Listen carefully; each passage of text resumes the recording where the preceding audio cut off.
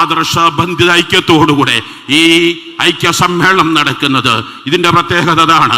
ആദർശബന്ധിത ഐക്യമെന്ന് പറയാൻ കാരണം ഇതുപോലുള്ള വിഷയത്തിൽ ആദർശങ്ങളുമായി ഒന്നിക്കാത്തവർ എങ്ങനെയാണ് ഐക്യപ്പെടുക?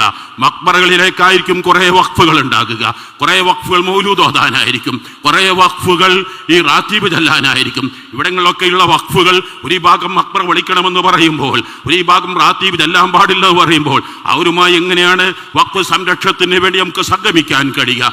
ഇവിടെ 4 ജംഇയ്യത്തുൽ ഉലമായുടെയും വഖഫ് സംരക്ഷണത്തിന്റെ വിഷയത്തിൽ, ആദർശത്തിന്റെ വിഷയത്തിൽ ഒന്നിച്ചുകൊണ്ട് ഞാൻ എൻ്റെ പ്രിയപ്പെട്ടവരോട് പറയാനുള്ളത്, വഖഫ് ഇന്നും ഇന്നലെയും തുടങ്ങിയതല്ല.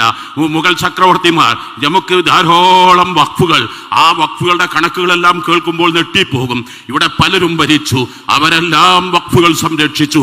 എന്നാൽ ഇപ്പോൾ വന്ന ഭേദഗതി ബില്ല് മുസ്ലിമീങ്ങളുടെ പുരാതനമായ നൂറ്റാണ്ടുകൾ സഹസ്രാബ്ദങ്ങൾ പഴക്കമുള്ള വഖഫുകളെല്ലാം അത് പിടിച്ചടക്കാനുള്ള, അത് മറ്റു വിഭാഗത്തിൽ പിടിച്ചടക്കാനുള്ള ചില പോംവഴികളാണ്. ഇതിൽ പ്രതിഷേധിക്കാതിരിക്കാൻ ഒരു മുസ്ലിമിന്, ഒരു മുഅ്മിന് എന്നല്ല ഒരു മനസ്സാക്ഷിക്ക് ഇന്ത്യയിലുള്ള ഈ 144 കോടികളും സത്യാന്വേഷികളാണോ അവർക്ക് കഴിയാതിരിക്കുകയില്ല.